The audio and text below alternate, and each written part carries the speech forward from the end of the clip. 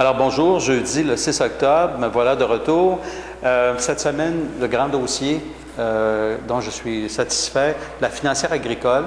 Alors il y a eu une autre étape de franchie et surtout, dans les derniers jours, le gouvernement a maintenant, sous la demande des gens de la Commission, annoncé des solutions. Alors, par le fait même, même si tout n'est pas réglé, il reconnaît qu'il y a des problèmes d'une crise agricole dans certains secteurs, ce qu'il ne faisait pas là, depuis le mois de juin, notamment par la financière agricole. Alors, une commande du gouvernement libéral exécutée par la financière qui, finalement, ont conduit des centaines de fermes à la faillite. Moi, je suis content. Vendredi dernier, j'avais convoqué le ministre pour 2 heures, ce qu'on appelle une interpellation au Salon Bleu. Il y avait une trentaine de producteurs agricoles. Il y a eu une rencontre avec la presse le matin. Ça a été, écoutez, un succès puisque j'ai fait vraiment valoir le drame humain, les drames humains avant tous les chiffres, avant les millions. Et les gens vraiment sont touchés par ça. Et c'est ça aussi, faire de la politique près des citoyens, s'en occuper, les écouter et défendre souvent les plus petits qui sont oubliés puis qui sont écrasés par le système.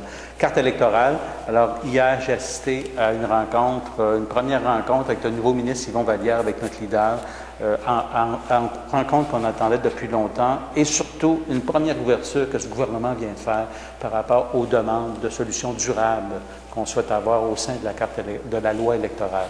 C'est à suivre, c'est assez avancé, mais tant que ce n'est fini, ce n'est pas fini.